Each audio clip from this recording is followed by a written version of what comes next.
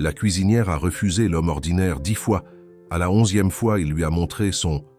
Si cette histoire vous intéresse, n'oubliez pas de vous abonner à notre chaîne et dites-nous de quelle ville vous nous regardez. Continuons.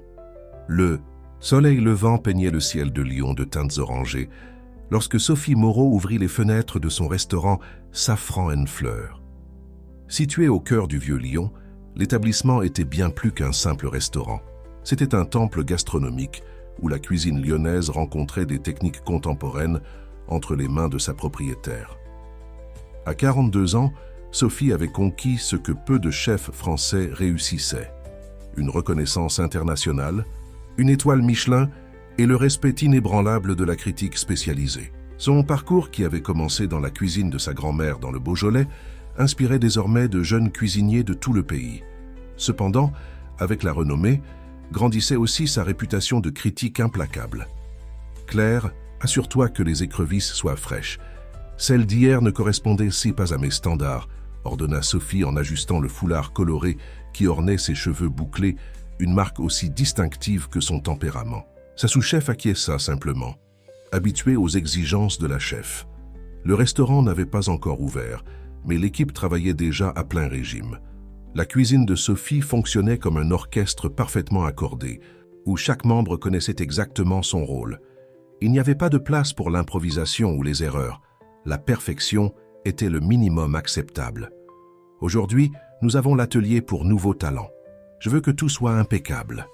Sophie passa ses doigts sur le comptoir en inox, vérifiant qu'il n'y avait aucune trace de saleté. Satisfaite, elle se dirigea vers la salle principale où 15 postes de travail avaient été installés pour l'événement. Depuis 3 ans, Sophie organisait semestriellement un atelier où les aspirants chefs avaient l'opportunité d'apprendre et surtout d'être évalués par elle. Beaucoup voyaient dans cet événement une chance en or pour entrer dans le monde compétitif de la haute gastronomie. Cependant, peu savaient qu'aucun participant n'avait jamais reçu plus qu'une approbation tiède de l'exigeante chef. Pour Sophie, il manquait à tous quelque chose d'essentiel, une véritable connexion émotionnelle avec la nourriture. À 30 km de là, dans le quartier de la Croix-Rousse, Thomas Laurent se réveillait anxieux. À 36 ans, il était professeur de littérature à l'Université de Lyon. Une carrière stable qui lui procurait de la satisfaction, mais qui n'avait jamais éteint sa passion secrète pour la cuisine. Mince de taille moyenne, avec un sourire facile qui lui gagnait la sympathie des étudiants, Thomas vivait seul depuis la fin de son mariage, 3 ans auparavant. « C'est le jour », murmura-t-il pour lui-même en séparant soigneusement les ingrédients, qu'il emporterait à l'atelier. Il avait économisé pendant des mois pour payer les frais d'inscription à l'événement de Sophie Moreau. Il connaissait la réputation de la chef et savait que ses chances étaient minimes, mais quelque chose en lui insistait qu'il devait essayer. Thomas n'avait pas de formation culinaire formelle, seulement les connaissances transmises par sa grand-mère, bourguignonne et d'innombrables heures passées à regarder des vidéos et à lire des livres de gastronomie. Les week-ends, il cuisinait pour des amis qui complimentèrent toujours ses plats, mais il savait qu'impressionner Sophie Moreau serait un défi complètement différent. Le pire qui puisse arriver est qu'elle dise que je suis un désastre, tenta-t-il de se convaincre en vérifiant sa liste mentale. Et ce ne sera une surprise pour personne.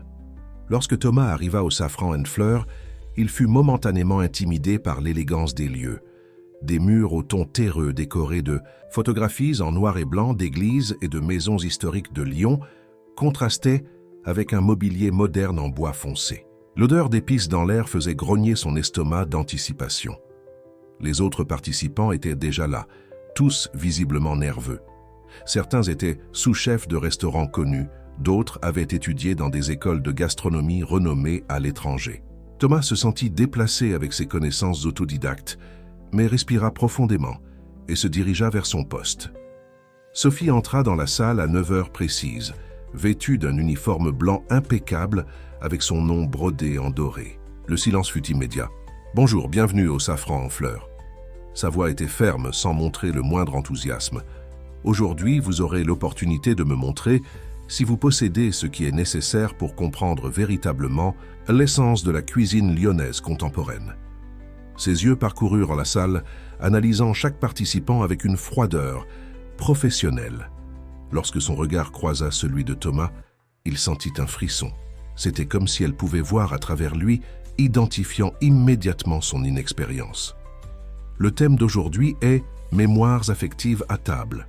Vous aurez 3 heures pour préparer un plat qui démontre non seulement la technique, mais qui raconte une histoire personnelle à travers la saveur. Commencez. Thomas avait prévu de faire une réinterprétation du poulet à la lyonnaise que sa grand-mère préparait le dimanche. Un plat simple mais chargé de signification pour lui. Pendant que les autres participants se précipitaient pour prendre des ingrédients sophistiqués, il sépara calmement du riz, du safran, des herbes et du poulet fermier. De l'autre côté de la salle, Sophie observait discrètement, intriguée par l'homme qui semblait décalé parmi les aspirants chefs. Il y avait quelque chose dans son calme qui contrastait avec l'anxiété compétitive des autres. 2 heures passèrent. Thomas travaillait concentré, ignorant les regards occasionnels des autres participants qui remettaient clairement en question ses choix simples. Pour finaliser son plat, il prépara un petit bouquet d'herbes fraîches que sa grand-mère mettait toujours au centre de la table, plus pour la décoration que pour la fonctionnalité. Lorsque le temps fut écoulé, Sophie commença l'évaluation. Ses commentaires étaient précis et la plupart du temps dévastateurs. Une sauce insipidement prétentieuse, une présentation confuse et sans but, un concept superficiel et dérivé. À chaque évaluation, les participants devenaient plus tendus. Finalement, ce fut le tour de Thomas. Sophie s'approcha, observant le plat apparemment simple. Un poulet au riz crémeux, servi dans un bol en céramique rustique, avec le petit bouquet d'herbes à côté. « Et qu'avons-nous là, monsieur ?» Thomas Laurent, c'est une réinterprétation du poulet à la lyonnaise de ma grand-mère.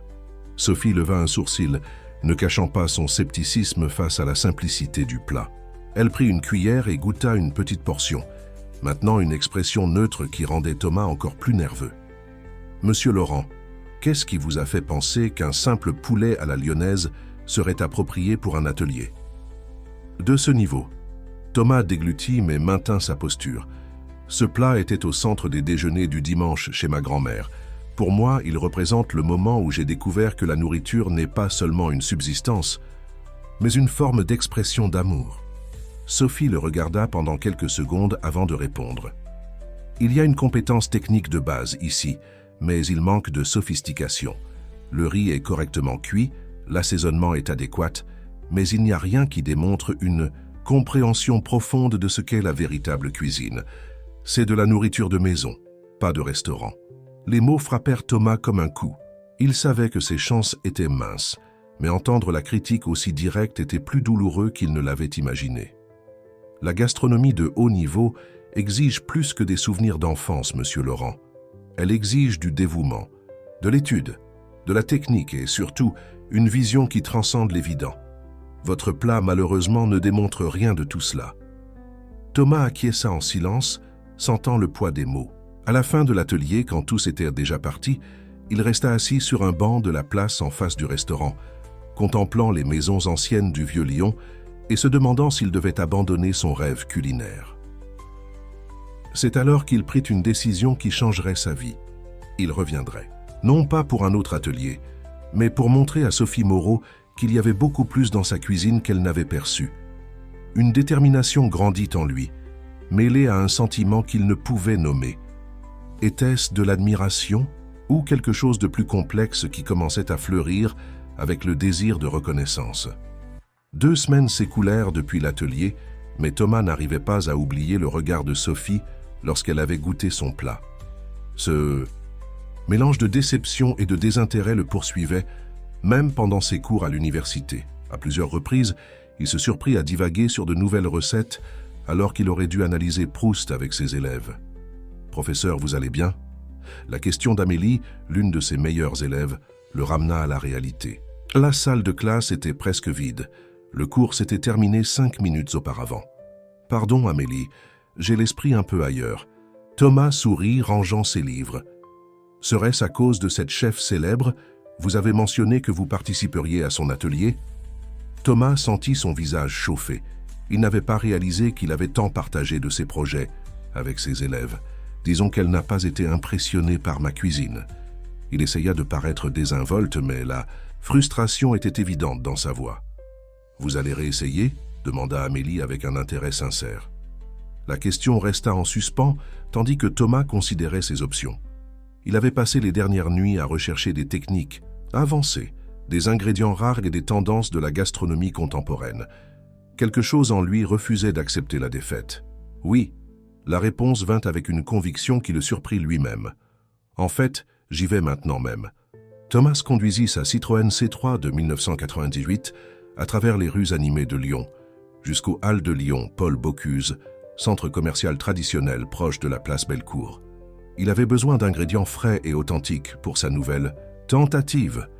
Entre les étals colorés d'épices, de fruits et d'herbes aromatiques, Thomas marchait comme un homme en mission. Il acheta des piments, du safran de la meilleure qualité, des écrevisses fraîches et des pommes de terre soigneusement sélectionnées. Son idée était de créer une bouillabaisse contemporaine qui, tout en respectant la tradition, apporterait des éléments innovants. Cet après-midi-là, après des heures dans la cuisine de son appartement, Thomas se dirigea à nouveau vers le restaurant de Sophie. Il n'y avait pas d'atelier prévu, mais il savait qu'elle était généralement là pour superviser la préparation du dîner. « Je peux vous aider ?» demanda une réceptionniste à l'expression ennuyée lorsqu'il arriva. Au safran en fleurs avec une petite glacière. « J'aimerais parler à la chef Sophie, s'il vous plaît. » La réceptionniste lui lança un regard sceptique. « La chef Sophie ne reçoit pas sans rendez-vous. Dites-lui que Thomas Laurent a apporté quelque chose qui pourrait l'intéresser. » Il garda la voix ferme, cachant la nervosité qu'il ressentait. Après un bref appel interne, la réceptionniste indiqua qu'il pouvait entrer. Thomas fut conduit à la cuisine, où Sophie coordonnait son équipe avec une précision militaire. Quand elle l'aperçut, elle fronça les sourcils, essayant visiblement de se rappeler d'où elle le connaissait. « Monsieur Laurent, le professeur au poulet à la lyonnaise. » Sa voix ne montrait aucun enthousiasme. « À quoi dois-je cette visite ?» Thomas respira profondément. « J'ai apporté quelque chose que j'aimerais que vous goûtiez, une nouvelle création, inspirée de nos traditions lyonnaises, mais avec une approche différente. » Sophie leva un sourcil, son intérêt légèrement éveillé par l'audace de l'homme. Elle fit un geste pour qu'il s'approche d'une petite table latérale, à l'écart de l'agitation de la cuisine principale. Thomas ouvrit soigneusement la glacière, révélant un plat méticuleusement monté, une bouillabaisse déconstruite, où chaque élément, le bouillon, les fruits de mer, les accompagnements, était séparé mais disposé harmonieusement. « Présentation intéressante », commenta Sophie, sans montrer si c'était un compliment ou une critique. Elle prit une cuillère et goûta d'abord le bouillon, puis chaque composant, maintenant une expression neutre qui rendait Thomas de plus en plus anxieux. Après ce qui sembla une éternité, elle posa la cuillère et le regarda directement. « Il y a une évolution ici par rapport à votre plat précédent. La technique est plus raffinée, la présentation montre de l'étude. Mais... » Thomas sentit son cœur se serrer avec ce « mais ». Il manque encore quelque chose d'essentiel. Il y a de la compétence, mais pas d'âme. Vous essayez de m'impressionner avec la technique quand vous devriez me montrer votre vision unique. Ce plat aurait pu être fait par n'importe quel chef compétent. Il ne me dit rien sur vous. Les mots frappèrent Thomas comme un coup de poing dans l'estomac. Il avait passé des jours à étudier et à pratiquer, juste pour entendre que son plat était banal. « Je vous remercie de votre visite, monsieur Laurent, mais j'ai un restaurant à gérer. » Sophie fit mine de se lever, mais Thomas l'interrompit. « Puis-je revenir avec quelque chose de différent ?» Elle l'étudia un moment, intriguée par sa persistance. « Si vous voulez gaspiller votre temps, faites comme bon vous semble. Ma cuisine est ouverte de 14h à 16h pour la préparation. Vous pouvez apporter ce que vous voulez pendant cette période. » Dans les jours qui suivirent, Thomas retourna au safran en fleurs avec de nouvelles créations. Une quenelle à la sauce Nantua avec mousse de sauce crustacée, un soufflé aux morilles en format quenelle avec sauce Nantua aérée, un gratin dauphinois avec technique moléculaire. Chaque tentative était accueillie avec des critiques similaires, techniquement correctes mais sans profondeur émotionnelle. À la 6e tentative, après presque un mois de rejet, Thomas était épuisé. Il avait dépensé une petite fortune en ingrédients et consacré chaque moment libre à étudier et pratiquer. Ses élèves remarquèrent les cernes, résultat de nuits blanches à tester des recettes. « Je ne comprends pas ce qu'elle veut », confia-t-il à Amélie après un cours. « J'ai essayé des techniques modernes, des ingrédients rares, des présentations artistiques. Rien ne l'impressionne. Peut-être que le problème n'est pas ce que vous cuisinez, mais pourquoi vous cuisinez, suggéra l'étudiante, avec une sagesse qui surprit Thomas. Cette phrase résonna dans son esprit, tandis qu'il préparait sa 7e tentative. Cette fois, il décida de revenir aux origines, mais avec une variante. Un pot-au-feu déconstruit où chaque élément rappelait un souvenir de son enfance en Bourgogne avant son déménagement à Lyon. Le bouillon de bœuf crémeux représentait les dimanches en famille. La viande séchée qu'il avait lui-même préparée symbolisait les voyages à la campagne avec son père. Les feuilles de choux frites à température contrôlée rappelèrent le jardin de la maison de sa grand-mère. Lorsqu'il présenta le plat à Sophie pour la première fois, il vit quelque chose de différent dans ses yeux. Une lueur d'intérêt véritable. « Vous vous approchez de quelque chose ici, » dit-elle après avoir goûté chaque élément. « Il y a une histoire dans ce plat, incomplète mais c'est un début. » Ce n'était pas exactement un compliment, mais pour Thomas, ces mots furent comme une victoire. La lueur dans les yeux de Sophie alluma en lui une détermination renouvelée. À la 8e tentative, il prépara un plat inspiré de son parcours académique. Un risotto à la betterave, dont la couleur vibrante représentait la passion pour la littérature, avec des copeaux de morue confite symbolisant la connexion entre la culture portugaise et la française dans notre littérature. « Il y a un concept ici, » commenta Sophie. « Mais j'ai toujours l'impression que vous essayez de deviner ce que je veux, au lieu de montrer qui vous êtes vraiment. » La frustration de Thomas grandissait, mais avec elle, quelque chose d'inattendu, une admiration croissante pour Sophie. Derrière cette façade de froideur, il commençait à entrevoir une femme de principes inébranlables, passionnée par son art et inflexible dans ses standards. Ses visites à la cuisine du Safran en fleurs devinrent partie de sa routine. L'équipe le connaissait déjà et, bien qu'il ne l'admette jamais, attendait avec curiosité ses nouvelles créations. Thomas remarqua que Sophie, malgré les critiques constantes, réservait de plus en plus de temps pour analyser ses plats. À la 9e tentative, il apporta une purée de poisson aux noix concassées et une réduction de fruits de la passion, au piment. Sophie goûta en silence, son visage illisible comme toujours. « Pourquoi continuez-vous à revenir, monsieur Laurent ?» La question prit Thomas par surprise. C'était quelque chose qu'il se demandait lui-même fréquemment. « Parce que je sais que je peux faire mieux, » répondit-il avec sincérité, « et parce que chaque fois que je suis ici, j'apprends quelque chose de nouveau. » Sophie l'étudia longuement. « Demain est mon jour de congé. Je fais une visite matinale au marché Saint-Antoine chaque premier lundi du mois. Si vous voulez continuer votre quête de quoi que ce soit que vous cherchez, retrouvez-moi là-bas à 7 heures du matin. » Thomas acquiesça, surpris par l'invitation inattendue. Ce n'est que dans la voiture, sur le chemin du retour, qu'il réalisa que son cœur battait la chamade. Et ce n'était pas seulement pour la possibilité d'impressionner enfin Sophie avec sa cuisine. Il y avait quelque chose de plus là. Quelque chose qui grandissait à chaque rencontre, à chaque critique, à chaque regard échangé au-dessus d'un plat. Quelque chose qui allait bien au-delà de la gastronomie, mais qui, comme une bonne sauce, avait besoin de temps pour réduire et intensifier ses saveurs. La matinée commença par une bruine fine et persistante, typique de cette période de l'année à Lyon. Thomas arriva au marché Saint-Antoine 20 minutes avant l'heure convenue, nerveux comme un adolescent à son premier rendez-vous. Il gara sa voiture à l'endroit le moins inondé qu'il trouva et observa le mouvement croissant des commerçants organisant leurs étals pour une nouvelle journée de travail. Le marché Saint-Antoine était le plus grand et le plus populaire. Marché à ciel ouvert de Lyon, un labyrinthe vibrant de couleurs, de sons et d'arômes, où l'authenticité lyonnaise se manifestait dans sa forme la plus pure. Contrairement à la sophistication du safran en fleurs, ici la culture alimentaire locale existait sans prétention ni raffinement. Je n'aurais jamais imaginé trouver un professeur d'université arrivant avant l'heure convenue. La voix de Sophie le surprit. Elle portait des vêtements simples, pantalon en lin, chemisier léger et foulard coloré dans les cheveux, mais dégageait toujours la même autorité que dans son uniforme de chef. « Bonjour », Thomas sourit, essayant de dissimuler sa nervosité. « La ponctualité est l'une des rares vertus que je possède, selon ma grand-mère. Votre grand-mère semble être une présence constante dans votre vie. » Sophie commença à marcher, indiquant qu'il devait la suivre. Vous la mentionnez dans presque toutes nos rencontres. Thomas n'avait pas remarqué ce modèle. Elle m'a pratiquement élevé. Mes parents travaillaient beaucoup, j'ai donc passé une grande partie de mon enfance dans sa cuisine.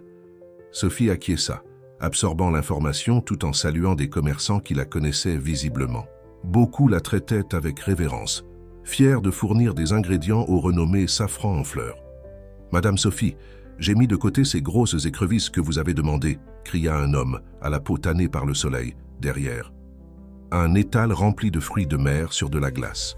« J'y viens, monsieur Pierre, » répondit-elle, avec un sourire que Thomas n'avait jamais vu auparavant. Authentique, sans le filtre d'évaluation constante qu'elle maintenait au restaurant.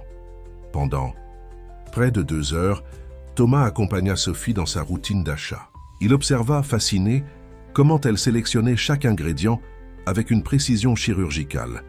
Elle pressait légèrement les fruits pour vérifier leur maturité, sentait les herbes pour confirmer leur fraîcheur, examinait la couleur, des viandes d'un œil critique. « Regardez ces piments », dit-elle, tendant à Thomas un petit piment. Beaucoup de cuisiniers amateurs les choisissent pour leur taille, alors que ce qui compte vraiment, c'est l'intensité de l'arôme. Sentez. Thomas obéit, surpris par la complexité des arômes qui émanaient du petit fruit. « C'est incroyable », commenta-t-il sincèrement. « La plupart des gens n'ont jamais vraiment senti l'arôme des aliments qu'ils consomment, » continua Sophie, d'un ton presque professoral. « Nous mangeons par nécessité, par gourmandise, par habitude, mais rarement avec une véritable conscience. » Il y avait une passion dans sa voix qui captiva Thomas. C'était comme s'il entrevoyait pour la première fois la femme derrière la chef sévère. Ils se dirigèrent vers un étal d'herbes médicinales et culinaires où une dame âgée sourit en voyant Sophie. « Ma fille, tu m'as manqué. »« Madame Jeanne. » Sophie étreignit la dame avec une affection sincère. « Voici Thomas, un collègue. » Thomas remarqua l'hésitation. Qu'était-il exactement pour Sophie? Un élève persistant? Une nuisance récurrente? Un défi qu'elle s'était imposé? « Ravi de vous rencontrer, Madame Jeanne. » Il tendit la main mais fut surpris par une étreinte chaleureuse de la dame. « Tout ami de Sophie est le bienvenu. Elle n'amène pas beaucoup de monde ici, tu sais. » La dame fit un clin d'œil, comme si elle partageait un secret. « Madame Jeanne m'a enseigné presque tout ce que je sais sur les herbes lyonnaises, » expliqua Sophie, examinant de petites bottes d'herbes fraîches. Un savoir qu'aucune école de gastronomie au monde ne pourrait offrir. La révélation surprit Thomas. Sophie, avec toute sa technique et son raffinement, valorisait tant le savoir traditionnel. « Avez-vous du basilic à petites feuilles ?» demanda Sophie. « Oui, mais il s'épuise. Cette année, il a trop plu pendant la mauvaise lune, alors la récolte n'a pas été bonne. » Pendant que Madame Jeanne cherchait l'herbe demandée, Thomas remarqua une plante différente, avec des feuilles allongées et un arôme intense qu'il ne reconnaissait pas. « Qu'est-ce que c'est ?» demanda-t-il, plus pour lui-même que pour les femmes. « Oh, c'est de l'herbe de Provence sauvage, » répondit Madame Jeanne. « Rare à trouver en ville. Un neveu me l'a apporté de la campagne hier même. » Thomas prit une petite branche et la sentit, fermant instinctivement les yeux. L'arôme était un mélange complexe de citronnelle traditionnelle, mais avec des notes qui rappelaient la menthe et une touche presque florale. « C'est incroyable, » murmura-t-il, les yeux encore fermés. « Ça rappelle l'infusion que ma grand-mère préparait quand nous étions malades, mais avec quelque chose de plus expansif. » Quand il ouvrit les yeux, il remarqua que Sophie l'observait avec une expression curieuse. « Vous avez un bon nez, » commenta-t-elle, prenant aussi une branche pour sentir. « Cette herbe est un trésor caché de la cuisine provençale. Peu connaissent son potentiel. Vous l'avez déjà utilisé au restaurant ?» demanda Madame Jeanne. « Je n'ai pas encore trouvé le plat qui lui convient, » répondit Sophie, pensive. « Elle serait parfaite dans une infusion pour mariner de la viande séchée, » suggéra Thomas, presque sans réfléchir. L'acide naturel rehausserait la saveur de la viande sans masquer son essence. Sophie et Madame Jeanne échangèrent des regards surpris. « Le jeune homme comprend, » rit la dame. « Sophie, tu devrais l'amener plus souvent. » Thomas sentit son visage chauffer, mais remarqua que Sophie le regardait avec un nouvel intérêt. « Je vais prendre toute l'herbe de Provence sauvage que vous avez, Madame Jeanne, » décida Sophie. « Et je veux aussi du basilic, du romarin des champs et ce poivre de montagne que seul vous trouvez. » Après avoir pris congé de Madame Jeanne, ils continuèrent leur parcours à travers le marché. Thomas remarqua que Sophie l'incluait davantage dans les conversations, demandant son avis sur les ingrédients et partageant de petites histoires sur ses fournisseurs préférés. Ils s'arrêtèrent pour prendre un café dans une petite échoppe, où le propriétaire insista pour ne pas faire payer Sophie.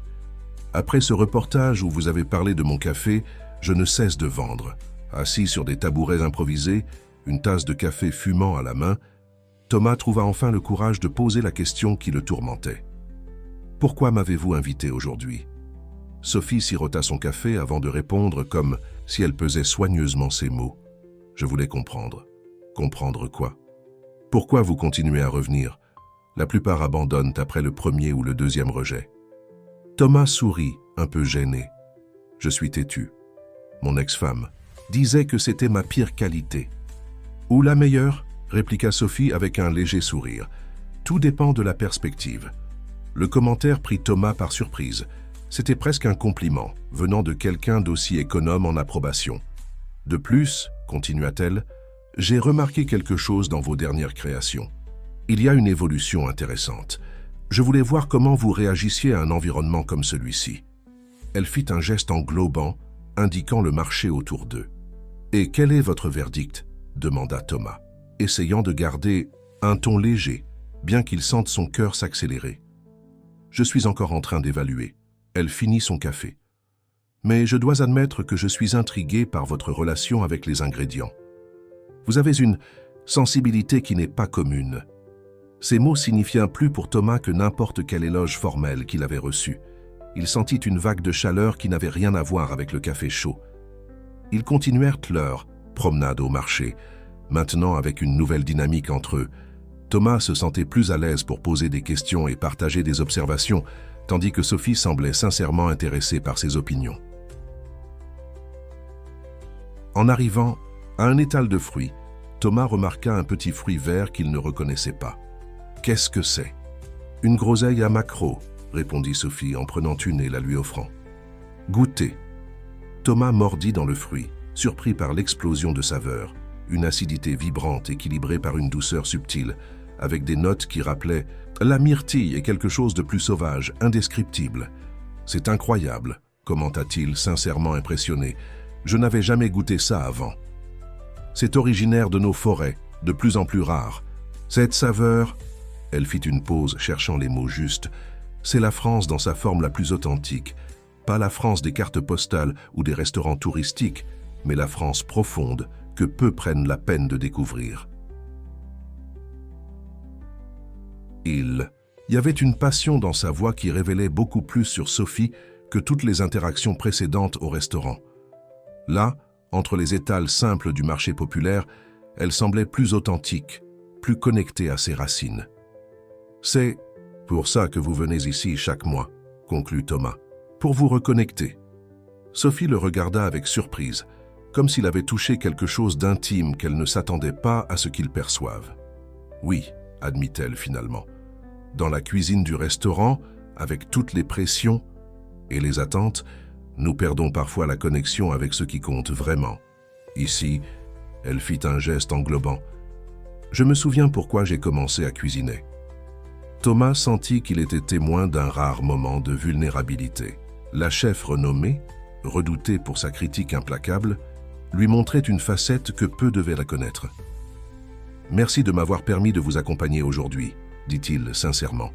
« Ne me remerciez pas encore, » répondit-elle, revenant partiellement à sa posture habituelle. « Cela ne signifie pas que votre prochaine création va m'impressionner. » Thomas sourit. « Je n'en attendrai pas moins de vous. » Quand ils se séparèrent, déjà sur le parking du marché, Thomas sentait que quelque chose de fondamental avait changé entre eux. Ce n'était plus seulement la chef et l'aspirant cuisinier amateur, un nouveau respect mutuel naissait, une connexion qui allait au-delà de la gastronomie. « Lundi à 15h, » dit Sophie avant de monter dans sa voiture. « Je veux voir ce que vous allez créer avec ce que vous avez appris aujourd'hui. »« J'y serai, » promit Thomas, imaginant déjà des possibilités. Sur le chemin du retour, la voiture pleine d'ingrédients achetés au marché, Thomas réalisa que son obsession initiale d'impressionner Sophie s'était transformée en quelque chose de plus profond.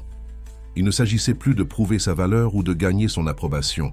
Il s'agissait de partager une passion, d'explorer des possibilités, de grandir en tant que cuisinier. Et peut-être, bien qu'il n'osât pas encore l'admettre complètement, en tant que personne. La 10e tentative serait différente, non seulement parce qu'il connaissait maintenant mieux les standards de Sophie, mais parce qu'il commençait à mieux se comprendre lui-même et ce qu'il voulait vraiment exprimer à travers sa cuisine. La salle de classe était presque vide quand Thomas rangea ses livres dans son sac usé. Son esprit avait déjà quitté à la recherche du temps perdu et vagabondait entre des combinaisons d'ingrédients et des techniques culinaires. Il ne restait que 2 heures avant sa rencontre avec Sophie et l'anxiété grandissait à chaque minute. « Professeur, vous semblez différent aujourd'hui. » Amélie était restée dans la salle, l'observant avec curiosité. « Différent comment ?» Thomas ajusta ses lunettes, essayant de dissimuler sa nervosité. « Je ne sais pas l'expliquer. »« Place. Vivant ?» Elle sourit. « Ça a un rapport avec cette chef, n'est-ce pas ?» Thomas sentit son visage chauffer. Était-il si transparent? « J'ai un nouveau test aujourd'hui, » admit-il, évitant d'élaborer. « Ma 10e tentative. »« 10e ?» Amélie écarquilla les yeux. « Ouah ! C'est du dévouement ou de la folie. » Probablement un peu des deux. Il rit, prenant son sac. « Je dois y aller. Je dois passer au marché avant. » En chemin vers le marché de la Croix-Rousse, plus proche de l'université, Thomas réfléchissait à son parcours des dernières semaines. Ce qui avait commencé comme un défi personnel s'était transformé en quelque chose de beaucoup plus complexe. Chaque rejet de Sophie, au lieu de le décourager, ne faisait qu'accroître sa détermination. Non seulement de l'impressionner, mais de vraiment comprendre ce qu'elle cherchait, ce qu'elle considérait comme l'essence de la véritable cuisine. La taille. Promenade au marché Saint-Antoine avait révélé une Sophie différente, plus accessible, connectée à ses racines, passionnée d'une manière qui allait au-delà de la technique impeccable. Cette version d'elle l'intriguait encore plus. Thomas acheta les ingrédients dont il avait besoin. Pommes de terre fraîches, écrevisses soigneusement sélectionnées, huile de safran et, pièce centrale de sa création, l'herbe de Provence, sauvage qu'il avait découverte avec Sophie. La vendeuse du marché le regarda bizarrement quand il passa près de 5 minutes à sentir différentes bottes avant de choisir celle qu'il considérait parfaite. En arrivant au safran en fleurs, Thomas remarqua une agitation inhabituelle. Des voitures de chaînes de télévision étaient stationnées devant le restaurant et des personnes avec du matériel de tournage entraient et sortaient. « Que se passe-t-il » demanda-t-il à Claire, la sous-chef qui le connaissait déjà de ses visites fréquentes. « Enregistrement pour une émission de gastronomie », répondit-elle visiblement stressée. « La chef est très occupée aujourd'hui. Je ne sais pas si elle aura le temps pour... » « Il peut attendre. » La voix de Sophie résonna derrière eux. Elle était impeccable dans son uniforme blanc, un maquillage discret, rehaussant ses traits forts. « Je serai libre dans 1 heure, monsieur Laurent. Vous pouvez attendre à la mezzanine si vous voulez. » Thomas acquiesça, surpris qu'elle n'ait pas annulé leur rendez-vous. De la mezzanine, il observa l'agitation frénétique de la cuisine, tandis qu'une équipe de tournage filmait Sophie, préparant l'un de ses plats primés. Elle était une autre personne devant les caméras, charismatique, précise dans ses mouvements, avec une éloquence qui mêlait autorité et passion en expliquant chaque étape de la préparation. Regarder Sophie dans son élément était hypnotisant. Thomas observait chaque mouvement, chaque expression, chaque détail de sa technique. Il y avait une fluidité dans ses gestes qui révélait des années de pratique et une connaissance profonde qui allait au-delà des recettes et des mesures. Lorsque l'enregistrement se termina, Sophie monta à la mezzanine, semblant épuisée, mais satisfaite. « Désolée pour le retard, dit-elle, s'asseyant en face de Thomas. Des engagements de dernière minute. Vous étiez incroyable, commenta-t-il sincèrement. Vous semblez si naturel devant les caméras. » Sophie haussa les épaules, mais Thomas remarqua un léger sourire de satisfaction. « Cela fait partie du travail. Alors, qu'avez-vous apporté aujourd'hui » Thomas ouvrit sa glacière, révélant un plat soigneusement monté. Un hachis parmentier aux écrevisses, infusé d'herbes de Provence sauvage, décoré de petites feuilles de coriandre et d'un filet d'huile de safran légèrement fumé. Inspiré, Ah, parce que nous avons vu au marché, expliqua-t-il en servant une portion à Sophie. Elle examina le plat un moment avant de goûter. Son expression resta neutre, tandis qu'elle savourait chaque élément. Mais Thomas remarqua quelque chose de différent dans ses yeux, une lueur de reconnaissance. Peut-être.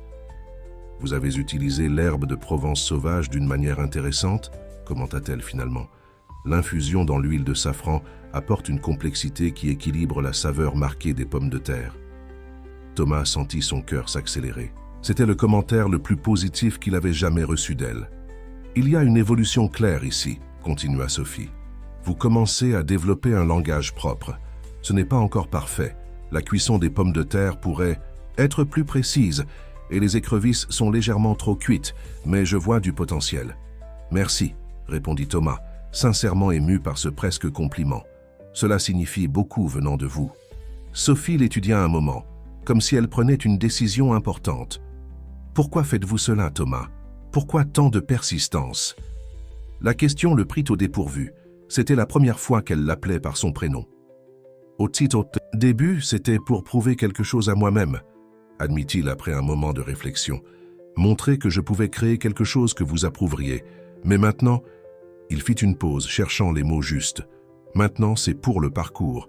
Chaque tentative, chaque critique, chaque découverte, j'apprends non seulement sur la cuisine, mais sur moi-même. » Sophie acquiesça lentement, comme si la réponse confirmait quelque chose qu'elle soupçonnait déjà.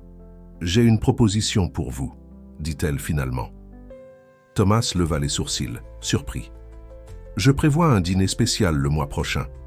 Un événement exclusif, seulement pour des invités sélectionnés, des critiques importants, des investisseurs, des personnes influentes dans le monde de la gastronomie. » Elle fit une pause. « J'aimerais que vous y participiez. »« Comme invité ?»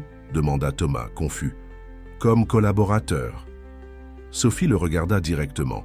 « Je veux que nous créions ensemble le menu de ce dîner. » Le choc laissa Thomas momentanément sans voix.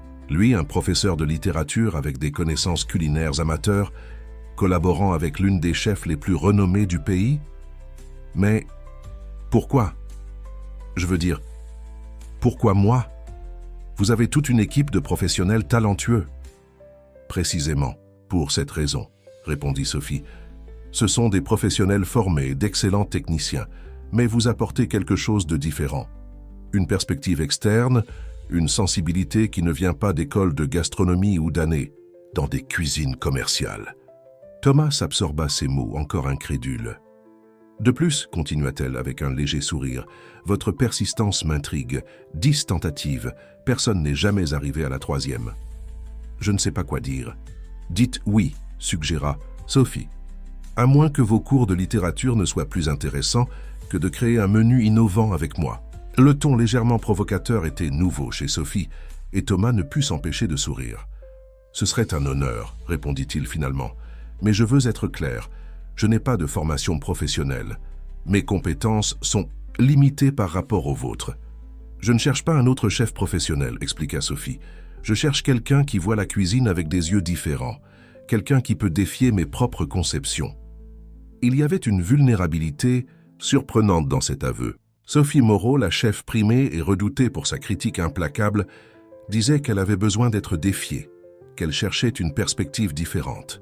« Quand commençons-nous » demanda Thomas, sentant un mélange d'enthousiasme et d'appréhension. « Demain. Venez à 10 heures quand le restaurant sera vide. Nous aurons la cuisine pour nous seuls. » Elle se leva, indiquant que la conversation était terminée. « Et Thomas ?»« Oui ?»« Apportez des idées. Pas des recettes ou des techniques. Des idées, des concepts, des émotions que vous voulez éveiller à travers la nourriture. » Thomas acquiesça, sentant déjà son esprit bouillonner de possibilités. Sur le chemin du retour, conduisant dans les rues illuminées de Lyon, Thomas essayait de traiter ce qui venait de se passer. En moins d'un mois, il était passé d'un participant rejeté dans un atelier à un collaborateur de Sophie Moreau pour un événement important.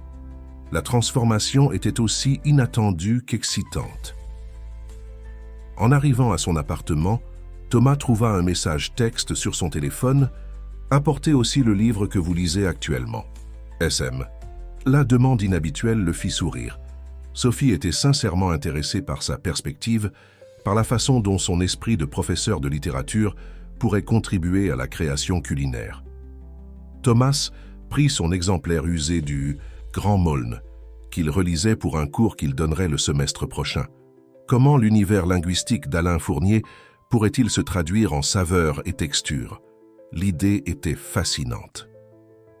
Assis sur son petit balcon, observant les lumières de la ville, Thomas réalisa que quelque chose grandissait entre Sophie et lui, pas seulement un partenariat créatif, mais une connexion plus profonde, basée sur le respect mutuel et une passion partagée. Il était trop tôt pour nommer ce sentiment, mais il était là comme une sauce à feu doux, intensifiant sa saveur lentement. Et il y avait aussi le défi à venir. Collaborer avec Sophie signifiait s'exposer d'une manière qu'il n'avait jamais faite auparavant. Ce n'était plus une question de recevoir des critiques et d'essayer à nouveau. C'était une question de créer ensemble, de partager des idées, d'être vulnérable.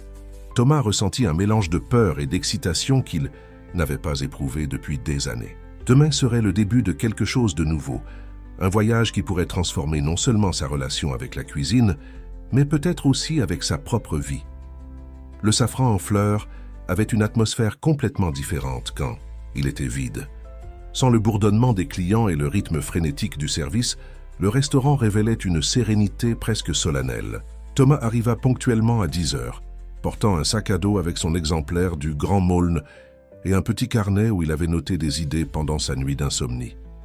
Sophie l'attendait déjà dans la cuisine, vêtue d'un simple t-shirt noir au lieu de l'uniforme formel de chef. Ses cheveux étaient attachés en un chignon haut et elle semblait plus jeune, plus accessible. « Bonjour », salua-t-elle, indiquant une cafetière italienne sur la cuisinière. « Café ?»« S'il vous plaît », répondit Thomas, s'habituant encore à cette version plus décontractée de Sophie.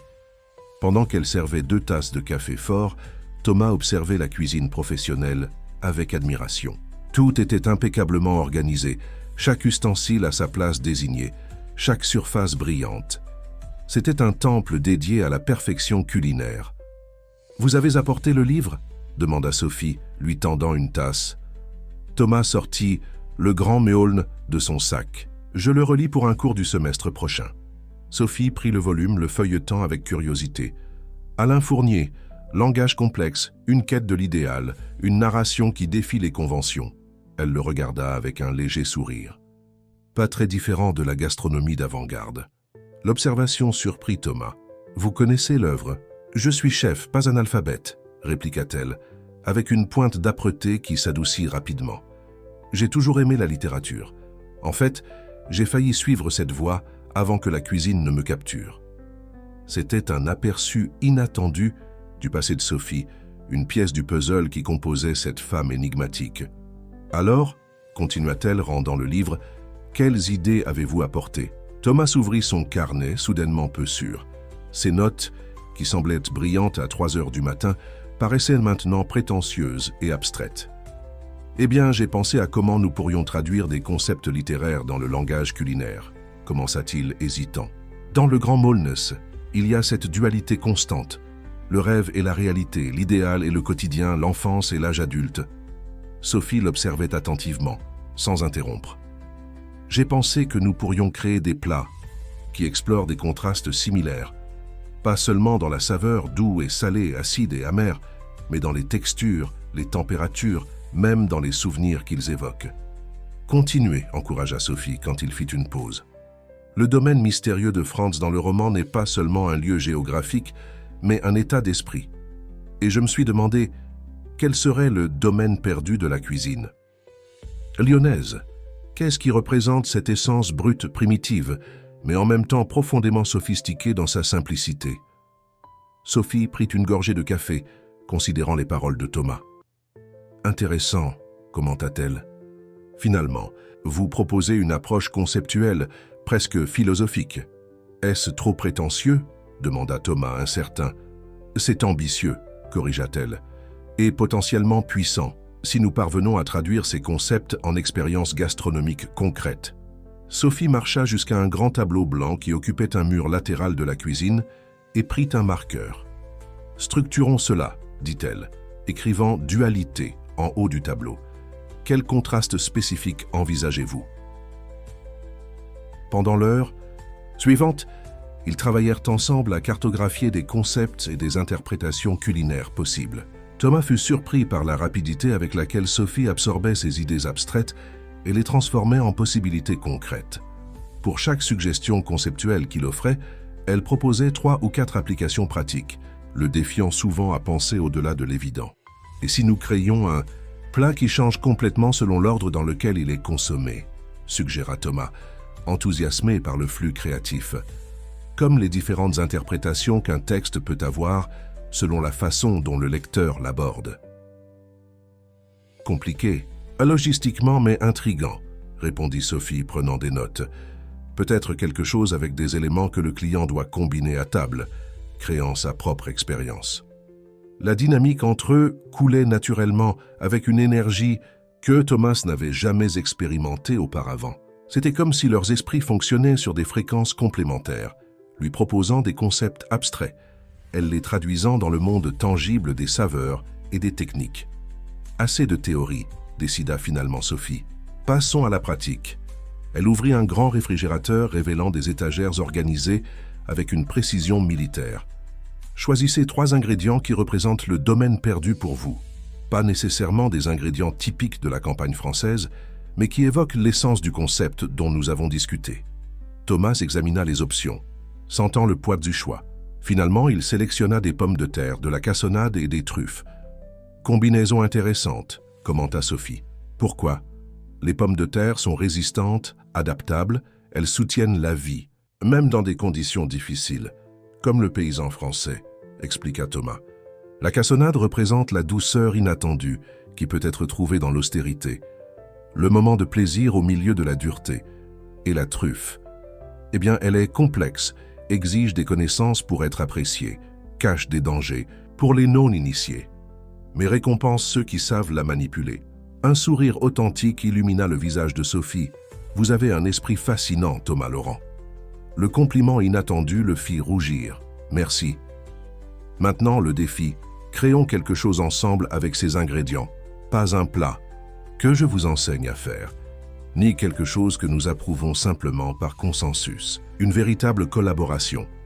Ce qui suivit fut une danse culinaire qui mélangeait technique et intuition. Sophie proposa une base de pommes de terre traitée avec des techniques moléculaires pour créer une texture veloutée avec de petites poches croustillantes. Thomas suggéra d'incorporer la cassonade non comme édulcorant, mais comme élément fumé à travers une technique de brûlage contrôlé. Ensemble, ils développèrent une méthode pour extraire l'essence de la truffe sans son amertume caractéristique excessive. À chaque étape, ils découvraient davantage sur le style de l'autre. Thomas admirait la précision technique de Sophie, sa capacité à prévoir comment les saveurs et les textures interagiraient. Elle, à son tour, semblait intriguée par son approche intuitive, la façon dont il associait les saveurs à des souvenirs et des concepts abstraits. Il y avait des moments de tension, quand Sophie critiquait sa technique de coupe ou quand Thomas se demandait si une élaboration technique n'obscurcissait pas l'essence des ingrédients. Mais ces frictions créatives ne faisaient qu'enrichir le processus. Plus d'acidité, insista Sophie, goûtant la combinaison qu'il développait. Il manque du contraste. Mais si nous ajoutons plus de citron, nous masquerons la subtilité de la truffe, argumenta Thomas. Et si nous utilisions quelque chose d'inattendu, peut-être de la groseille? Sophie considéra la suggestion surprise. La groseille, ce n'est pas conventionnel avec ces ingrédients, mais elle prit le fruit du réfrigérateur, en extraya quelques gouttes et les ajouta à la préparation. Après avoir goûté, ses yeux s'illuminèrent. Ça marche. L'acidité était moins agressive, elle a une complexité qui complète les autres éléments. Très comme le personnage qui semble simple à première vue, mais révèle des couches de complexité au fil du récit, observa Thomas. Vous transformez toujours tout en littérature, commenta Sophie, mais son ton était plus provocateur que critique.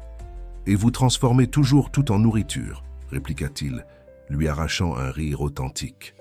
Quand ils eurent enfin terminé, il était déjà à plus de 3 heures de l'après-midi. Devant eux se trouvait un plat qu'aucun des deux n'aurait pu créer seul.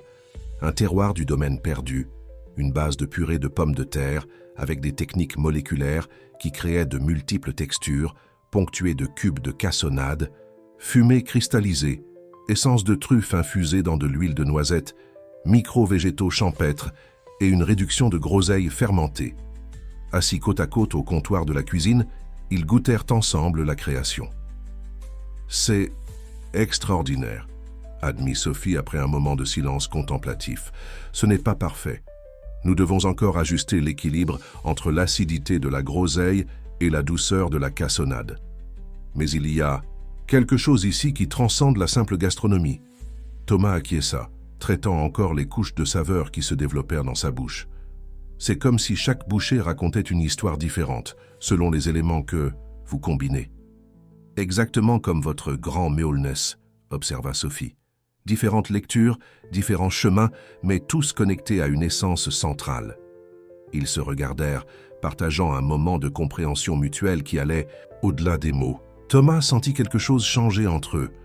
Ce n'était pas seulement du respect professionnel ou de la fascination intellectuelle, mais une connexion plus profonde, comme si leurs âmes s'étaient reconnues à travers l'acte de créer ensemble. Le moment fut interrompu par le téléphone portable de Sophie. Elle vérifia le message et soupira. « Réunion d'équipe dans 20 minutes. J'avais complètement oublié. »« Bien sûr, » dit Thomas, essayant de cacher sa déception. « J'ai déjà pris trop de votre temps. »« Non, » répondit-elle fermement. « C'était exactement ce dont j'avais besoin. » Elle fit une pause, comme si elle choisissait soigneusement ses prochains mots. « Cela fait longtemps que je ne me suis pas sentie aussi stimulée créativement. Merci pour cela. » La sincérité dans sa voix toucha Thomas profondément. « Quand nous reverrons-nous » demanda-t-il, commençant à ranger ses affaires. « Demain est impossible. J'ai des engagements toute la journée. » Sophie consulta son agenda sur son téléphone. « Jeudi, même heure, je serai là. » Alors qu'ils se disaient au revoir, Thomas remarqua que Sophie hésitait, comme si elle voulait dire quelque chose de plus. Pendant un bref moment, il sembla qu'elle allait le toucher. Un geste désinvolte sur le bras peut-être. Mais elle hocha simplement la tête et s'éloigna pour se préparer à la réunion. Sur le chemin du retour, Thomas ne pouvait s'empêcher de sourire. L'expérience avait été transcendantale, non seulement pour le plat qu'ils avaient créé ensemble, mais pour la dynamique entre eux, pour la façon dont leurs esprits se complétaient, pour la manière dont Sophie s'était ouverte et avait montré un côté que peu devaient connaître. Quelque chose naissait là, quelque chose qui allait au-delà de la collaboration professionnelle. Thomas ne savait pas exactement ce que c'était, ou où cela les mènerait, mais il était sûr d'une chose, la 11e tentative avait été un succès retentissant, non seulement parce que Sophie avait finalement approuvé sa création, mais parce qu'ensemble, ils avaient atteint quelque chose qu'aucun des deux n'aurait pu concevoir seul. Et cela, réalisa-t-il, n'était que le début. Les jours qui suivirent furent une montagne russe de créativité et de découverte. Thomas et Sophie se rencontraient 3 fois par semaine, dans les matinées tranquilles du Safran en fleurs, quand le restaurant dormait encore et que la cuisine n'appartenait qu'à eux. À chaque rencontre, l'harmonie entre eux se renforçait, formant un partenariat qui les surprenait tous deux. En 2 semaines, ils avaient esquissé un menu conceptuel complet pour le dîner spécial. Chaque plat racontait une partie d'une narration culinaire inspirée du domaine mystérieux d'Alain Fournier et des traditions gastronomiques lyonnaises, une fusion qui n'aurait été possible que par la combinaison unique de leurs perspectives. L'amuse-bouche doit être plus provocateur, argumenta Sophie, étudiant ses notes. C'est le premier contact du client avec notre histoire. Il doit éveiller la curiosité, voire un léger inconfort, comme les premières pages d'un grand roman. Thomas sourit, à l'analogie littéraire. Sophie adoptait de plus en plus son langage, tout comme lui incorporait des termes techniques culinaires dans son vocabulaire. « Et si nous inversions complètement les attentes ?» suggéra-t-il. « Quelque chose visuellement chaud qui serait servi, froid, ou quelque chose qui paraît sucré mais est intensément salé. » Les yeux de Sophie brillèrent, cet éclat que Thomas reconnaissait maintenant comme le signe qu'elle était véritablement inspirée. « Un sorbet de piment fumé », proposa-t-elle. Avec une texture crémeuse mais une température glacée, l'apparence d'un dessert mais une saveur complexe et piquante. « Parfait », acquiesça Thomas. « Et nous pourrions le servir dans de petites cuillères en terre cuite, établissant immédiatement la connexion avec la terre, avec les racines. La facilité avec laquelle ils complétaient les idées l'un de l'autre était presque magique. Là où Thomas voyait un concept, Sophie envisageait l'exécution. Là où elle proposait une technique, il suggérait une signification. La dynamique entre eux coulait avec un naturel qui attirait les regards curieux de l'équipe. « Il parle, tu sais », commenta Claire, la sous-chef, tout en aidant à tester une des recettes. « Parle de quoi ?»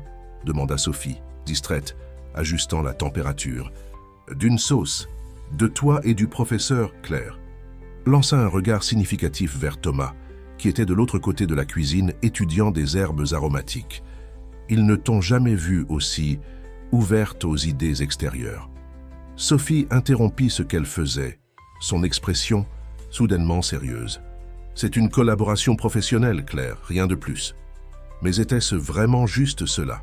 La question résonnait dans l'esprit de Sophie, tandis qu'elle observait Thomas discuter avec animation avec l'un des cuisiniers sur différentes variétés de coriandre.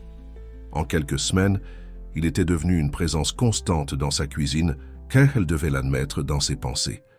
Thomas, de son côté, se trouvait de plus en plus charmé non seulement par la chef sévère qu'il avait initialement rencontrée, mais par la femme complexe et fascinante qui se révélait à chaque rencontre. Il avait découvert que derrière la posture rigide existait une personne passionnée, vulnérable et extraordinairement sensible. Dans l'un des rares moments où ils se retrouvèrent seuls, pendant une pause café sur la petite terrasse à l'arrière du restaurant, Thomas trouva le courage de poser la question qui l'intriguait. « Pourquoi la cuisine, Sophie? Vous avez mentionné que vous aviez presque suivi la voie de la littérature. » Elle contempla la tasse dans ses mains avant de répondre, comme si elle cherchait les mots justes dans le liquide sombre. « Ma mère était femme de ménage, » commença-t-elle, avec une voix que Thomas n'avait jamais entendue auparavant, douce, presque nostalgique.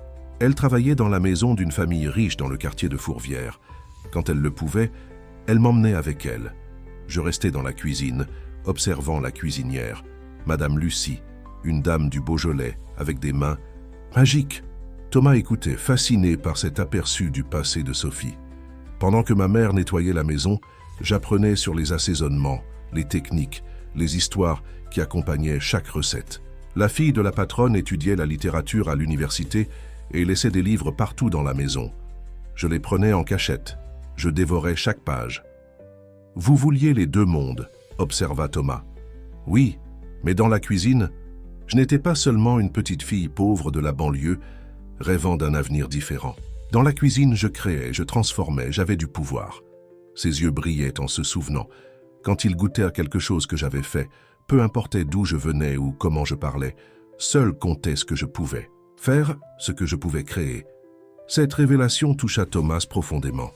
Cette femme extraordinaire avait forgé son chemin à partir de circonstances que beaucoup considéreraient comme limitantes, les transformant en force et en but. Et aujourd'hui, vous êtes l'une des chefs les plus respectées du pays, compléta-t-il, avec une admiration sincère. Aujourd'hui, je suis trop exigeante et caractérielle, selon les magazines. Elle rit, mais il y avait une note d'amertume dans sa voix. Curieux comme les mêmes traits qui seraient considérés comme de la détermination et de l'excellence, chez un homme sont vus comme des défauts chez une femme. Vous êtes exigeante parce que vous vous souciez, répliqua Thomas. C'est visible dans chaque détail, dans chaque plat que vous créez. Sophie le regarda avec une expression qui mêlait surprise et quelque chose de plus profond, quelque chose qui fit accélérer le cœur de Thomas. La plupart des gens ne voient que la chef dure, dit-elle doucement. Vous semblez voir au-delà. Peut-être parce que vous me l'avez permis. Le moment fut interrompu par le bruit de la porte qui s'ouvrait. C'était François, le maître d'hôtel, avec des questions urgentes sur l'événement qui approchait. Dans les jours qui suivirent, cette conversation flottait entre eux, non mentionnée, mais présente dans chaque regard, chaque sourire, discret, chaque moment où leurs mains se touchaient accidentellement en travaillant ensemble. Le dîner spécial était prévu dans 3 jours et la pression augmentait. L'équipe entrait en mode préparation totale, avec des répétitions du service et des tests finaux des recettes. Thomas participait maintenant activement, ayant réorganisé ses horaires à l'université pour être présent. « Nous devons finaliser le dessert », rappela Sophie l'après-midi précédant l'événement. « C'est le seul plat qui n'est pas encore parfait. » Le dessert était devenu leur défi particulier. un élément qui devait clôturer la narration culinaire avec une note à la fois nostalgique et surprenante. Après plusieurs tentatives, ils n'avaient toujours pas trouvé l'équilibre idéal. « Peut-être compliquons-nous trop », suggéra Thomas, observant les montages élaborés qu'ils avaient testés. « Et si nous revenions à l'essentiel ?»« À l'essence. Comment ça ? Qu'est-ce qui représente la véritable conclusion du voyage vers le domaine mystérieux? Qu'est-ce que Molnès trouve à la fin de sa traversée ?» Sophie réfléchit un moment. L'acceptation, la compréhension, l'intégration des dualités qui le tourmentaient. Exactement. Thomas s'enthousiasma. Alors notre dessert doit représenter ce moment d'intégration, où les opposés se complètent parfaitement. Ils travaillèrent tard dans la nuit, expérimentant des combinaisons et des techniques, écartant les idées qui semblaient forcées ou prétentieuses. Quand l'équipe était déjà partie, ils se retrouvèrent seuls dans l'immense cuisine, épuisés mais déterminés. « Et si nous utilisions des poires et du chocolat ?» suggéra Thomas, se souvenant d'un fruit qu'ils avaient vu au marché Saint-Antoine.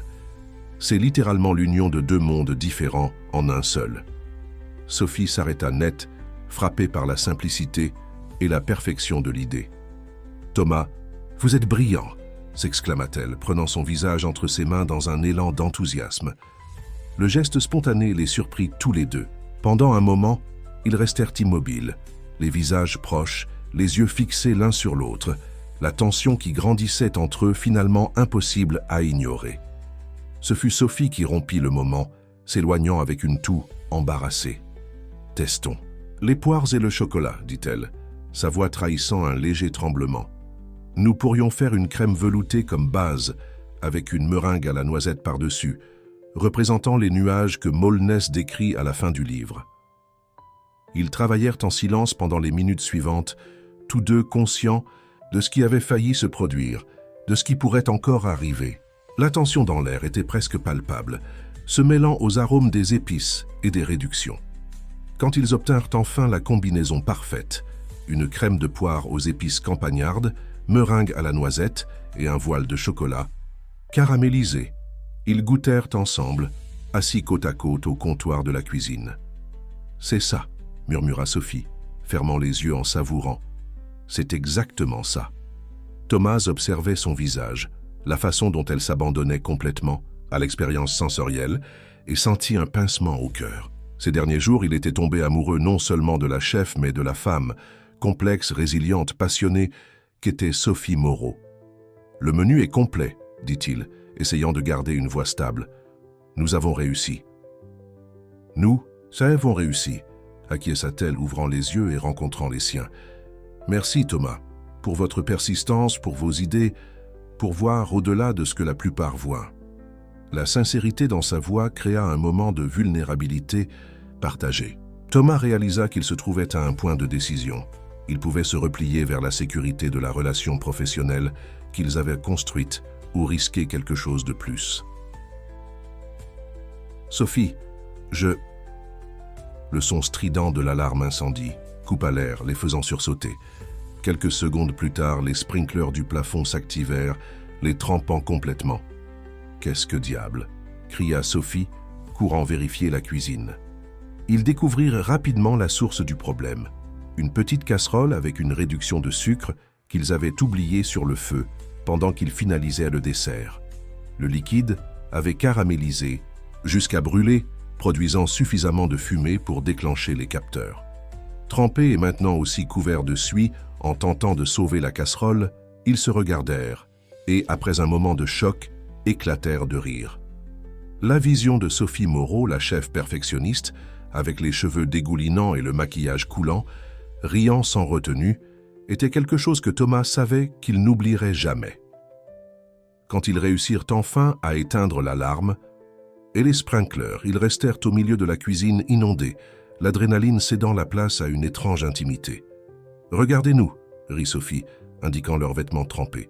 « Quel duo pathétique !»« Pathétique, mais efficace » corrigea Thomas, souriant. « Nous avons créé un menu parfait et presque incendié le restaurant dans le processus. »« Ça en valait la peine » déclara-t-elle, son regard rencontrant le sien avec une intensité nouvelle. Sans réfléchir, Thomas fit un pas en avant et toucha le visage de Sophie enlevant délicatement une trace de suie de sa joue. Elle ne recula pas, sa respiration visiblement accélérée. « Thomas » murmura-t-elle, sa voix à peine plus qu'un chuchotement. « Oui, je pense que nous devrions nettoyer ce désordre avant que l'équipe n'arrive demain et pense qu'il y a eu une catastrophe ici. » Ce n'était pas ce qu'il s'attendait à entendre, mais la douceur dans sa voix et le léger sourire sur ses lèvres révélaient que ce n'était pas un rejet, juste un report. Ils travaillèrent côte à côte pour sécher la cuisine, conscients de chaque regard échangé, chaque sourire complice. Il y avait une promesse silencieuse dans l'air, quelque chose que tous deux savaient qu'il faudrait aborder éventuellement, mais qui pour l'instant pouvait attendre. Quand ils eurent enfin terminé, il était déjà minuit passé. Le dîner spécial aurait lieu le lendemain, et il avait besoin de repos. « Dois-je appeler un taxi pour vous ?» proposa Sophie tandis qu'ils fermèrent le restaurant. « Je suis venu en voiture » répondit Thomas. « Je peux vous raccompagner si vous voulez. » Elle hésita à peine une seconde. « J'adorerais. » Dans la petite Citroën de Thomas, ils roulèrent en silence dans les rues nocturnes de Lyon. La proximité dans l'espace confiné amplifiait la tension entre eux, chaque virage rapprochant momentanément leur corps. Quand ils arrivèrent devant l'élégant immeuble où habitait Sophie, elle se tourna vers lui. « Demain est le grand jour, dit-elle doucement. « Nerveux ? Un peu, admit Thomas, mais confiant. Nous avons créé quelque chose de spécial ensemble. » « Oui, nous l'avons fait. » Elle fit une pause comme si elle choisissait soigneusement ses prochains mots. « Et je ne parle pas seulement du menu. » Avant que Thomas ne puisse répondre, elle se pencha et déposa un baiser léger, presque imperceptible, au coin de ses lèvres. Un geste aussi subtil que significatif, une promesse, un début. « Bonne nuit, Thomas, » dit-elle, sortant rapidement de la voiture. « À demain. » Thomas resta immobile quelques minutes après l'avoir vu entrer dans l'immeuble, son cœur battant à tout rompre, la sensation des lèvres de Sophie encore présente sur sa peau. Ce qui avait commencé comme une quête de reconnaissance culinaire s'était transformé en quelque chose de bien plus profond et inattendu. Demain serait le test final de leur collaboration culinaire. Mais pour Thomas, quelque chose de plus important était en jeu. Le début d'une nouvelle histoire qui, espérait-il, serait aussi riche et surprenante que les plats qu'ils avaient créés ensemble. Le jour du dîner spécial arriva avec une agitation palpable au safran and fleurs. Dès les premières heures du matin, l'équipe travaillait en parfaite synchronisation, préparant la mise en place, vérifiant chaque détail, répétant le service qui promettait d'être le plus mémorable de l'histoire du restaurant. Thomas arriva à 10 heures, comme convenu, et trouva une ambiance totalement transformée par la tension pré-événement. Sophie était au centre de la cuisine, dirigeant son équipe avec l'autorité sereine d'un chef d'orchestre expérimenté. Quand leurs regards se croisèrent, elle lui offrit un sourire discret mais chaleureux qui envoya une vague de chaleur dans tout son corps. « Bonjour, professeur », le salua-t-elle, utilisant le titre qui sonnait désormais plus comme un surnom affectueux que comme une formalité. « Prêt pour le grand moment ?»« Aussi prêt que possible », répondit-il, essayant de paraître plus confiant qu'il ne l'était réellement. La vérité était que Thomas avait à peine dormi, en partie à cause de l'anxiété concernant le dîner, en partie à cause du souvenir de ce baiser subtil, un geste qui avait complètement reconfiguré l'univers entre eux. Ils n'avaient pas discuté de ce qui s'était passé, mais la nouvelle énergie entre eux était indéniable, pulsant sous la surface de chaque interaction.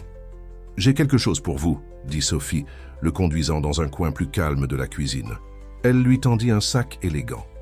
À l'intérieur, Thomas trouva un uniforme de chef, blanc immaculé avec son nom brodé en doré, identique à celui que portait Sophie. « Vous faites partie de l'équipe aujourd'hui, » expliqua-t-elle, avec une intensité dans le regard qui communiquait bien plus que ses mots. Pas seulement comme consultant ou collaborateur, comme co-créateur. L'émotion prit Thomas au dépourvu. Cet uniforme représentait bien plus qu'un vêtement. C'était un symbole d'acceptation, de reconnaissance. C'était Sophie déclarant publiquement qu'elle le considérait comme un égal, malgré toutes les différences dans leur formation et leur parcours. « Je ne sais pas quoi dire », articula-t-il finalement. « Ne dites rien. Habillez-vous simplement et aidez-moi à finaliser les préparatifs. » Les heures suivantes passèrent dans un tourbillon d'activités coordonnées. Thomas découvrit une nouvelle facette de Sophie, la leader sous pression, capable d'obtenir le maximum de son équipe sans recourir aux cris ou à l'intimidation. Il y avait un respect sincère qui circulait dans les deux sens, quelque chose qui ne se construit qu'à travers des années de travail commun et de confiance mutuelle. Elle est différente, commenta Claire, à un moment où ils se retrouvèrent seuls, vérifiant les garnitures. Plus légère. Elle sourit davantage. Toute l'équipe l'a remarqué. Thomas feignit de se concentrer sur ce qu'il faisait, mais ne put s'empêcher de demander « c'est bon ou mauvais ?» « Définitivement bon », répondit la sous-chef avec un sourire complice. « Nous ne l'avons jamais vu aussi inspiré. » Quoi que vous fassiez, professeur, continuez. À 6 heures du soir, 1 heure avant l'arrivée des premiers invités, Sophie réunit toute l'équipe pour une dernière vérification et un bref discours motivationnel. « Ce que nous présenterons ce soir n'est pas seulement un dîner, dit-elle, sa voix chargée d'émotions contenues. C'est une narration, un voyage, une expression de ce que nous sommes en tant qu'équipe et en tant que représentants de la cuisine lyonnaise contemporaine. » Ses yeux rencontrèrent ceux de Thomas tandis qu'elle continuait. « Ce menu est né d'une collaboration qui m'a fait redécouvrir pourquoi je suis passionné par la gastronomie. » Le professeur Thomas a apporté une perspective qui nous a défiés d'aller au-delà de la technique, de chercher la signification plus profonde de chaque ingrédient, chaque combinaison, chaque texture. La chaleur que Thomas ressentit n'était pas seulement due à l'embarras d'être le centre d'attention, mais à la fierté d'entendre ces mots de la femme qui, quelques semaines plus tôt, avait impitoyablement rejeté son poulet à la lyonnaise. Aujourd'hui, nous servirons non seulement de la nourriture, mais de l'histoire, de la littérature, de l'émotion. Chacun d'entre vous est une partie essentielle de cette narration. Montrons à ces critiques et investisseurs ce qui se passe quand la tradition rencontre l'innovation, quand la technique s'unit au concept. L'équipe répondit par un chœur d'approbation, dynamisé par le discours et par l'occasion spéciale. Dans les dernières minutes avant l'ouverture des portes, Sophie attira Thomas dans un coin discret. « Nerveux ?» demanda-t-elle, ajustant légèrement le col de son uniforme dans un geste presque intime. « Terrorisé serait une description plus précise », admit-il avec un sourire tendu. « Ne le soyez pas. » Ses doigts s'attardèrent une seconde de plus que nécessaire sur le tissu blanc. « Ce que nous avons créé ensemble est extraordinaire. Faites confiance à cela. Faites-nous confiance. » Ce « nous » flotta entre eux, chargé de signification qui transcendait le partenariat culinaire. Thomas sentit une impulsion presque irrésistible de l'embrasser là, mais le moment fut interrompu par l'annonce de l'arrivée des premiers invités. Le dîner commença ponctuellement à 7 heures. La liste des présents était impressionnante. Critiques gastronomiques renommés, investisseurs influents, chefs célèbres, journalistes spécialisés. La salle du Safran en fleurs avait été transformée pour l'occasion, avec une décoration qui évoquait subtilement des éléments du domaine mystérieux, réinterprétés avec une élégance contemporaine. À la demande de Sophie, Thomas ne resta pas seulement en cuisine, mais participa activement au service, présentant personnellement certains plats et expliquant les concepts derrière chaque création. D'abord tendu, il découvrit rapidement que son expérience de professeur l'avait bien préparé pour ce moment. Il avait le don naturel de communiquer des idées complexes de manière accessible et captivante. « Cet amuse-bouche », expliqua-t-il, en servant la première création, le sorbet de piment fumé dans de petites cuillères en terre cuite, représente le premier contact avec le domaine mystérieux, une surprise sensorielle qui défie les attentes. Le froid quand on attend, la chaleur, le piquant là où l'on anticipe la douceur.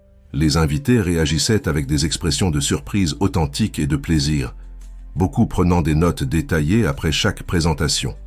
Le service coulait avec une précision chorégraphiée, chaque plat arrivant au moment exact, chaque élément parfaitement exécuté. En cuisine, Sophie dirigeait l'opération avec une intensité focalisée, vérifiant chaque détail avant que les plats ne sortent. Quand ses yeux rencontraient ceux de Thomas, il y avait une lueur de complicité qui les énergisait tous deux.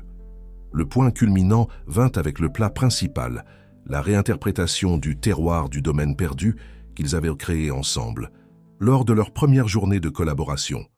Maintenant raffiné et perfectionné après de multiples tests. Lorsque Thomas le présenta, Sa voix transmettait non seulement le concept intellectuel, mais l'émotion sincère derrière la création.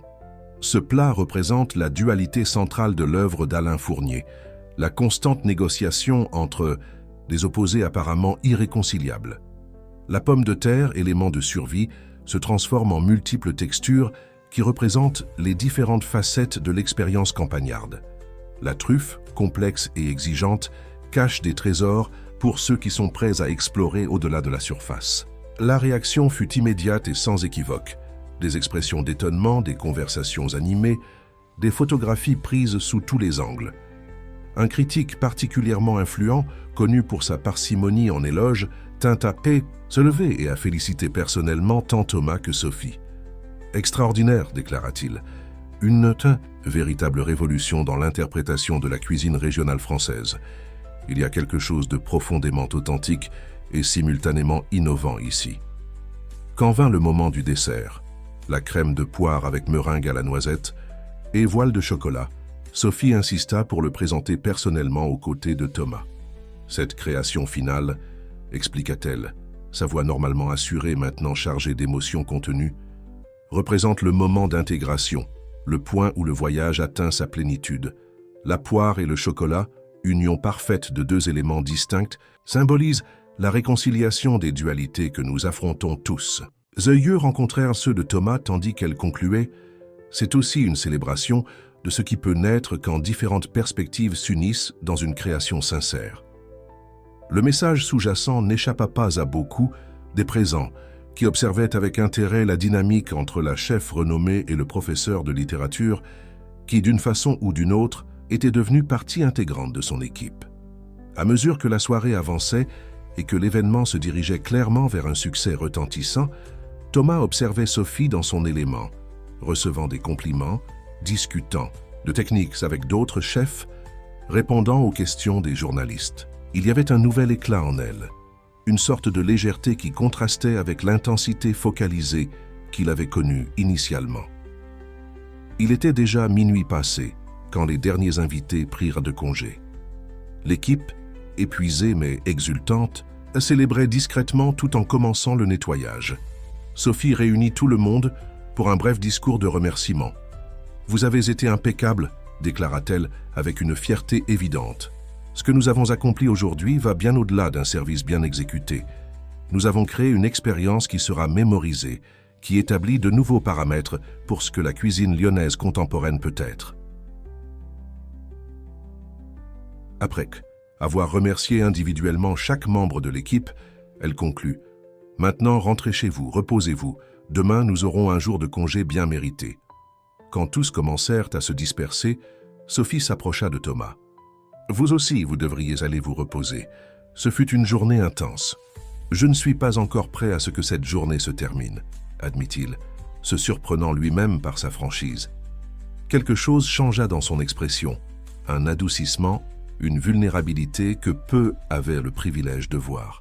« Moi, non plus, » répondit-elle après un moment. « Venez avec moi. » Sophie le conduisit à travers la cuisine, maintenant silencieuse, montant un petit escalier qui menait au toit du restaurant. Là, un espace avait été transformé en un jardin d'herbes. Basilic, romarin, thym et autres plantes aromatiques poussaient dans des bacs organisés, sous les étoiles de Lyon. « Mon refuge secret, » expliqua-t-elle, indiquant un petit banc en bois dans le coin. « Je viens ici quand j'ai besoin de penser, de créer ou simplement de respirer loin du chaos. » Ils s'assirent côte à côte, enveloppés par l'arôme des herbes et par la brise nocturne qui apportait l'odeur lointaine du Rhône. Pendant quelques instants, ils restèrent en silence, contemplant les lumières de la ville historique en 1910 contrebas. « Quand vous êtes apparu à cet atelier, » commença Sophie doucement, avec ce poulet à la lyonnaise simple et ce discours sur les mémoires affectives, j'ai pensé que vous n'étiez qu'un amateur de plus avec des rêves grandioses. Thomas rit, et je l'étais d'une certaine façon. Non. Elle se tourna pour le regarder en face. Vous êtes quelqu'un qui comprenait quelque chose de fondamental que j'avais perdu de vue au milieu des étoiles Michelin. Et des critiques, la véritable essence de la cuisine. La sincérité dans sa voix toucha Thomas profondément. Ce qui est drôle, continua-t-elle, c'est que j'ai passé des années à rejeter des gens parce que je sentais qu'ils ne comprenaient pas la profondeur émotionnelle nécessaire dans la haute gastronomie. Et puis arrive un professeur de littérature qui n'a jamais eu de formation formelle, et il m'enseigne plus sur la connexion émotionnelle avec la nourriture que je n'en ai appris dans toute ma carrière. Je pense que nous nous sommes enseignés mutuellement, observa Thomas. Vous m'avez montré que technique et précision ne sont pas seulement des formalités, mais des outils pour exprimer une vision avec clarté. Sophie tendit la main entrelaçant ses doigts avec les siens, un geste simple mais chargé de signification. « Savez-vous ce que j'ai appris d'autre avec vous » demanda-t-elle, sa voix presque un murmure. « Quoi ?»« Que parfois, quand nous fermons trop notre cercle, quand nous nous isolons dans notre propre monde d'excellence et d'exigence, nous perdons les connexions qui comptent vraiment. Les collaborations inattendues qui peuvent nous mener à des endroits que nous n'atteindrions jamais seuls. » Thomas sentit son cœur s'accélérer. « Et où pensez-vous que cette collaboration spécifique nous mène ?» En réponse, Sophie se pencha et l'embrassa, pas le contact hésitant de la veille, mais un baiser plein, profond, sans réserve. Un baiser qui communiquait tout ce qu'ils avaient construit ensemble ces dernières semaines et tout ce qu'ils pourraient encore créer. Quand ils se séparèrent enfin, tous deux à bout de souffle, elle garda son visage près du sien. « Vers un endroit qu'aucun de nous n'aurait pu imaginer quand vous êtes apparu avec ce poulet à la lyonnaise, » répondit-elle avec un sourire qui illuminait ses yeux. « Un endroit que nous créons ensemble, un ingrédient à la fois. Cette nuit-là, sous les étoiles de Lyon, avec l'arôme d'herbes fraîches autour d'eux et le goût de possibilités infinies sur les lèvres, Thomas et Sophie commencèrent un nouveau chapitre de leur histoire partagée. Une histoire qui, comme les plats qu'ils avaient créés ensemble, transcendait les catégories et les attentes, combinant des éléments improbables pour créer quelque chose de véritablement extraordinaire. Et quand Sophie murmura « Revenez demain, cuisinons quelque chose juste pour nous », Thomas sut avec certitude qu'il avait enfin trouvé la recette parfaite, non seulement pour impressionner la chef la plus exigeante de Lyon, mais pour nourrir sa propre âme. Dans les semaines qui suivirent, le succès du dîner spécial se répandit dans le monde gastronomique français. Les critiques publièrent des évaluations enthousiastes. Les magazines spécialisés demandèrent des interviews et le Safran en fleurs se retrouva avec une liste d'attente de plusieurs mois. Mais pour Thomas et Sophie, la plus grande réussite n'était pas dans la reconnaissance externe, mais dans le partenariat qu'ils avaient forgé dans la cuisine et au-delà.